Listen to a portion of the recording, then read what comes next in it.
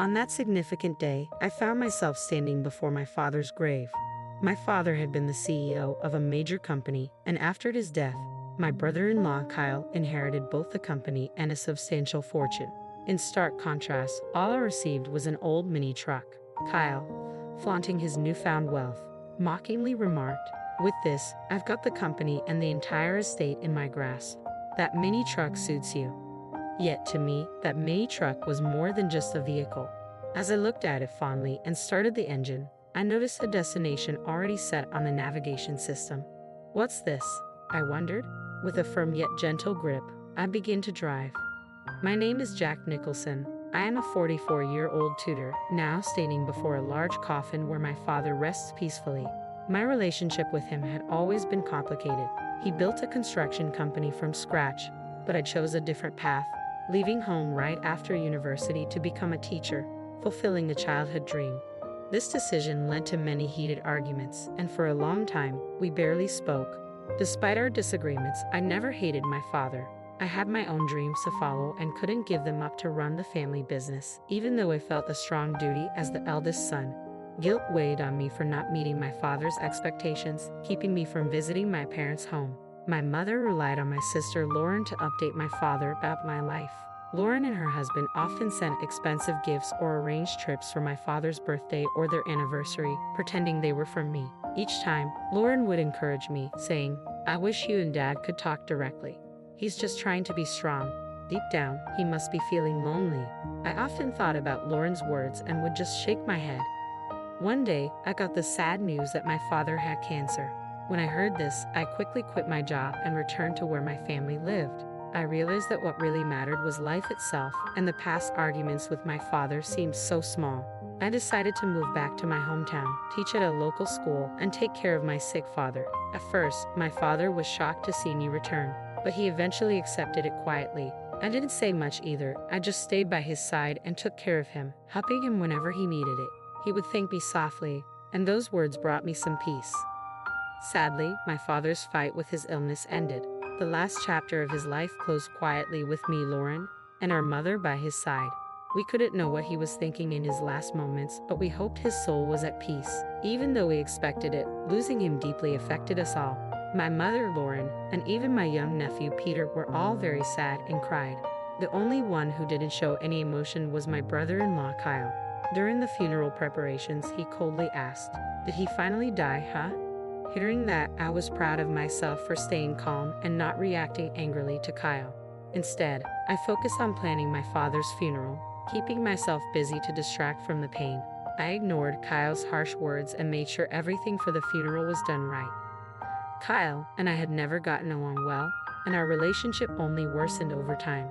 But despite everything, I kept my focus during this tough time. I first met Kyle when he was a skilled worker at my father's company, and I really respected his abilities.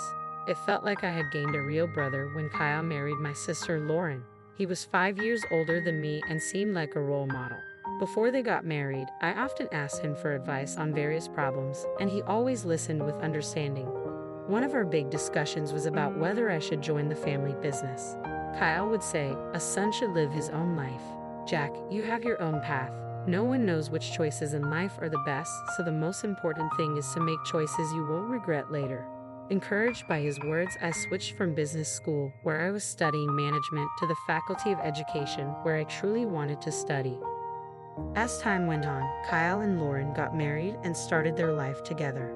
22 years passed, and the distance between my father and me grew wider. I moved on with my life, missing the chance to close that gap. But when I heard about my father's illness, I dropped everything and rushed home. Kyle, who once greeted me warmly, had changed. He now seemed uncomfortable around me. When we were alone, Kyle would say coldly, "You came back in a hurry when you heard he was sick, didn't you? But no matter what, you won't inherit anything." His words caught me off guard, and I struggled to respond. "What do you mean?" "Don't act like you don't know. It might be a coincidence, but even if you now want to run the company, it's already decided who will be the next leader."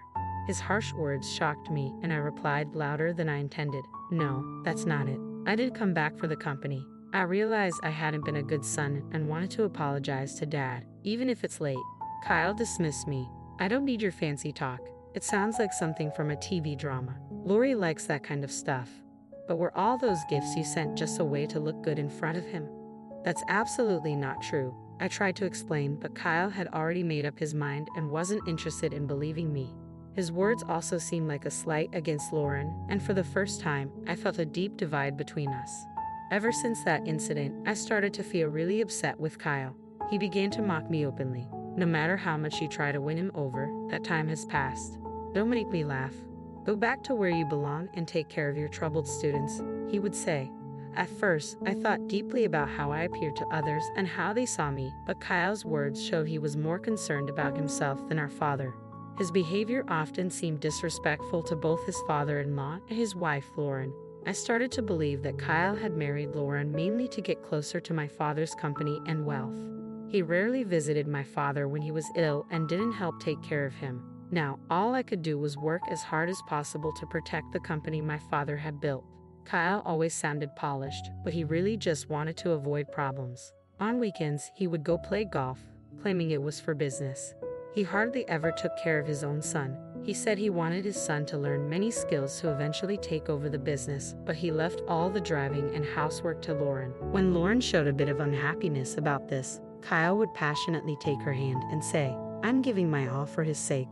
Now is the time to produce results by any means necessary. Let's overcome this trial together." Lauren found it hard to stand up to him and usually just nodded, even though she seemed reluctant. Kyle was good at acting like the perfect husband in front of Lauren, so it's no surprise she believed him. He showed his true self to me, probably because he thought I was like him. I eventually got used to Kyle's mocking, and it didn't bother me as much. However, when our beloved father passed away, I was heartbroken. I felt a deep sadness and emptiness.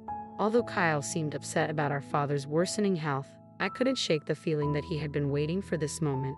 This thought made me very sad and angry. After our father died, Kyle inherited most of our father's large fortune.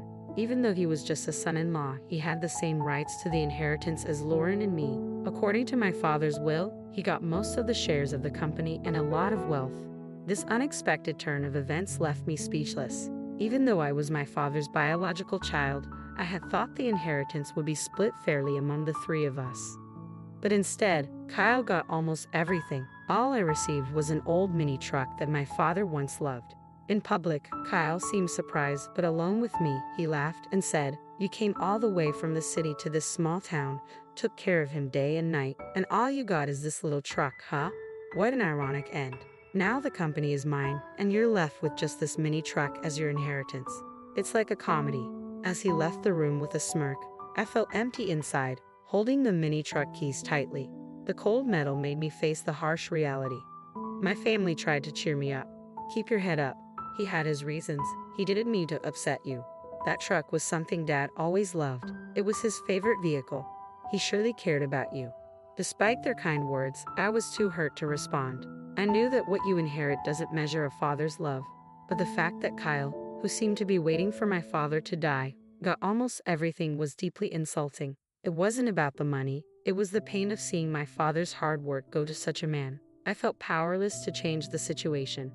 Clutching the truck key, I decided to take care of the mini truck, the only thing my father left me. It seemed to hold a deeper meaning. I hoped that cleaning the truck might help me sort out my feelings. I used a hose to carefully wash the truck and then sat in the driver's seat where my father used to sit. Starting the engine, I noticed something unusual on the navigation system. It was displaying a single thick blue route instead of just showing my location. That's odd. Why is there a destination set on the navigation system? I wondered. This usually only happens when a specific road is being followed. When I checked the destination on the screen, it showed only coordinates, not a specific place. It would take about an hour's drive. Wanting to go for a drive in the mini truck, I didn't think too much about it. I put the truck in first gear and left the house. An hour later, during the pleasant drive, I arrived at what seemed like a home. It was a surprise. In front of me was a small, modest house, quite different from the larger homes in my hometown. It felt warm and inviting. The area was quiet, and I couldn't see or hear anyone else around.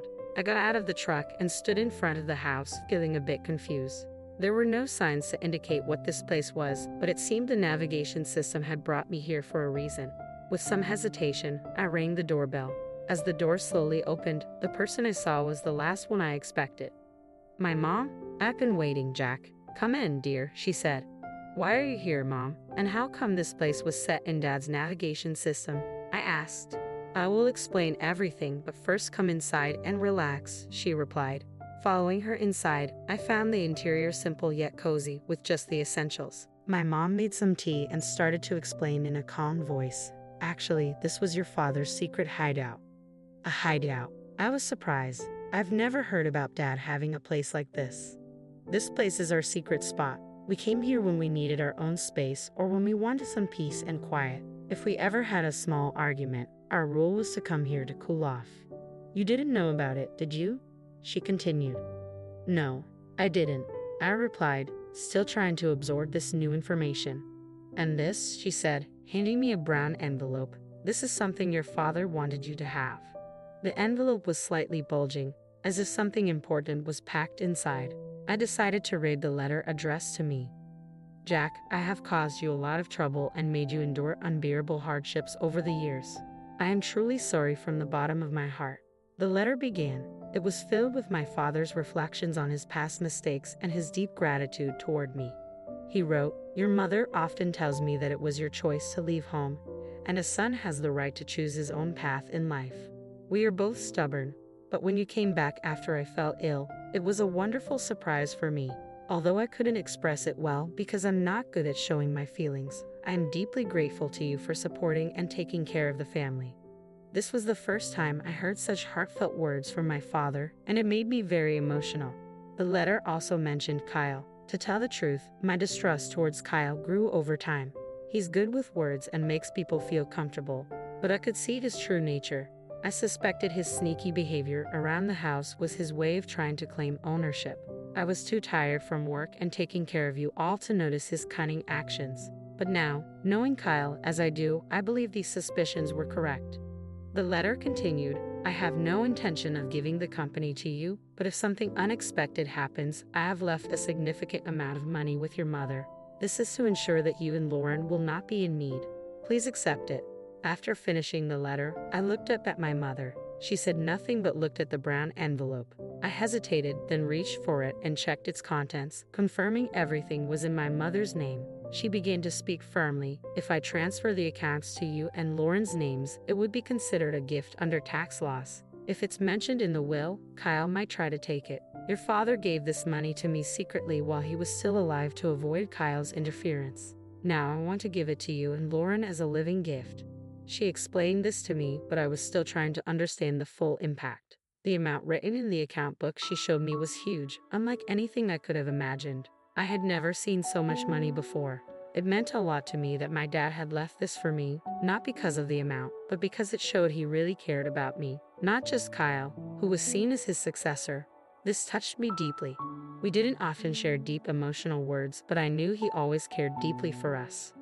I want everything I entrusted to your mother to be passed on to you as a thank you for all the gifts you've given me, and for that, I am truly grateful, he wrote. Before I knew it, tears were streaming down my face. I couldn't hold back my emotions. For a long time, I felt that my father never really understood me, but I was completely wrong. He always understood and valued me. That's probably why he trusted me with that old mini truck, knowing I would value it and use it well. Mom, I really wish I could have done more for Dad, I said, feeling deep regret. But my mother comforted me with a gentle smile. She seemed to understand the regret I felt, saying, It's natural to think you could have done more when mourning a parent. But you brought your father great joy and gave him so much love. You were his greatest pride. Hearing her words made me cry again. They also inspired me to make a firm decision. I wouldn't let the company my father built fall into the hands of someone like Kyle, who had wished for his death. I decided to quietly resist and make a careful plan without letting Kyle know I had acquired a significant fortune. The first step was to contact the corporate executives my father had trusted to build a foundation for their support. They agreed to help, supporting my desire to carry on my father's legacy. Their reactions made it clear that my father had never spoken poorly of me. Meanwhile, my mother and sister acted soothingly during the letter reading, keeping Kyle's attention off me. They continued to act the same way in front of Kyle, which made him think he had succeeded and looked down on me with arrogance. Hey, you, abandoned by your father and left a poor man, still intend to stay in this house. I'm the new president now. Admit your defeat and go back home. Kyle would say these words dismissively, waving his hand as if he were shooing away a small fly. Since becoming CEO, Kyle's arrogant attitude created a tense atmosphere in the company. Despite his high position, he ignored his duties and became rude to his staff. This caused a lot of problems, and many skilled employees were left unhappy with his leadership. Kyle didn't question his approach and remained overly confident. "Those who can't grasp my superior vision might as well quit immediately," he would say in public, making decisions without listening to anyone else. As problems in the company increased, Kyle enjoyed spending money and living lavishly, while his passion for the business seemed to disappear. When I first met him, he seemed like a great person. He was skilled, and even my dad liked him. How had he changed so much? Lauren cried every night, hiding her tears from the children. I couldn't just watch the company fall apart. I was quietly planning my next move. The day came when I acted. I left home early and waited at the office for Kyle. When he walked into the president's office, he was shocked to see me sitting there. "What the hell are you doing? Why are you sitting there? Get this person out of here," he demanded. "The one who should be leaving is you," I replied calmly. "What are you talking about? Have you lost your mind?" Kyle looked at me as if I was an annoying insect. Using the assets our father left us, I had bought the majority of the company's shares. An extraordinary general meeting of shareholders was held, and you were officially removed as president, Kyle. "I'm sorry to say, but you are no longer the president of this company." "Wait just a minute," he stammered, confused and repeating words that made no sense. "Don't you understand? I now control 2/3 of this company's shares. You thought the inheritance was just an old mini truck, but that truck turned into money in an unexpected way." Kyle tried to dig into details about the hideaway, but I avoided his questions and changed the subject, which only made him more upset. "The game is over. Leave this place immediately," I told him calmly and handed him several documents. As Kyle looked through them, his face went white. "What is this?" he asked. "These are the minutes from the extraordinary general meeting of shareholders, and this other document is your dismissal notice," I explained. Kyle became very angry, crumpled the papers in his hands, and shouted, "You think this will hold up? I'll take legal action." "Go ahead with legal action. We have good reasons for our actions," I responded calmly. "What reasons?" You just been after the old man's wealth and this company from the start. It's nothing but jealousy," Kyle accused. "Let me ask you directly, Kyle. Have you been using company assets for personal use and signing leasing contracts for your own benefit?" I asked. "What if I have? What's it to you?" Kyle replied, his face turning pale with shock. I kept my gaze fixed on him and continued, "You should have been more aware of your responsibilities. Did you become complacent when you thought you controlled everything?" I had been gathering information about Kyle's actions from the company's executives. After our father passed away, Kyle became more arrogant. He used to at least pretend to respect others, but as president, he began to shift his work onto others and even fell asleep in his office. This attitude caused many loyal employees who respected my father to leave, frustrated by his behavior. Kyle, upset by the situation, doubted my ability to manage, emphasizing that it was impossible for me to fulfill the role of a manager. "You have never worked a day in this company. Think about it. How can someone with no experience in running the company become president? It's impossible to trust management to someone like you," Kyle argued. "You're absolutely right," I agreed. "I have no intention of becoming the president of this company. My sitting in this chair is just a symbolic message to you. In fact, a new president has already been elected by a different board of directors and is already carrying out their duties." Kyle was stunned. He stood there with his mouth open and his eyes wide, shocked by the turn of events. He had been sure that I was after the presidency and had schemed to replace him. "As I've said many times, I'm not after the president's position. My only goal is to honor my father and protect the company he spent his life building," I explained. "Who would believe such fancy talk?" Kyle retorted. He thought I only cared about the wealth and status that came from our father, not his true worth. After my reply, Kyle trembled with anger for a moment, but then composed himself. "Do you think this is over and you can just enjoy it?" He scoffed and then stormed out of the president's office. That night, something unexpected happened. Lauren threw divorce papers at Kyle, ending their marriage. This was a result of his misconduct at the company and his eventual firing. The new president was chosen from among the directors who respected my father and were determined to protect what he built. I felt the company should be led by someone who would continue my father's legacy, a sentiment my mother and sister supported. As I coordinated Kyle's dismissal with the lawyers, Lauren was preparing for the divorce. On the day she mentioned divorce, her hurt voice filled the house with a heavy atmosphere. "Why do you turn away from me now? Is it because I've lost the title of president and you've lost interest in me?" Kyle asked.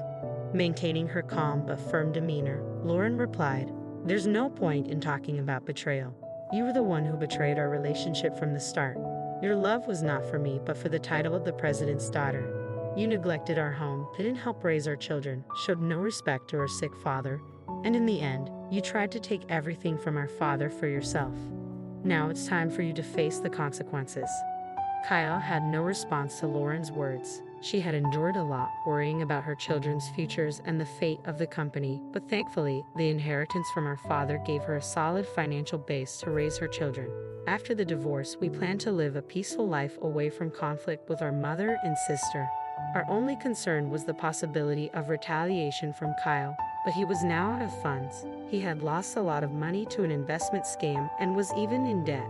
This scam involved the man pretending to be from a brokerage firm who was actually a fraudster. Kyle was played by convincing words, losing a significant amount. This situation showed how people could exploit those who suddenly have a lot of money. Now Kyle was suffering the financial consequences of his actions. Meanwhile, I spent fulfilling days taking care of my mother. I enjoyed a peaceful, comfortable life, continuing my work at the tutoring school. My mother and I also took great joy in caring for my nephew Peter, who was very fond of us. His presence added happiness to our daily lives. "When I grow up, I'm going to be a president like Grandpa," Peter declared, his words filled with the innocence of childhood dreams. This brought smiles to our faces and even made my mother tear up with emotion. Lauren and I exchanged knowing looks, our smiles reflecting warmth and understanding. "You might say it now, but I wouldn't be surprised if you want to become a teacher when you're in college," I told him gently, reflecting on similar past statements, which made everyone laugh. "But I'm not very good at studying, so maybe I won't make a good teacher," he said seriously, furrowing his brow. His earnestness made this even more endearing and prompted more laughter, this time filled with affection. In that moment, filled with an overwhelming sense of happiness, we realized we were truly living in the present, enjoying our family unity, and ready to face whatever the future might bring.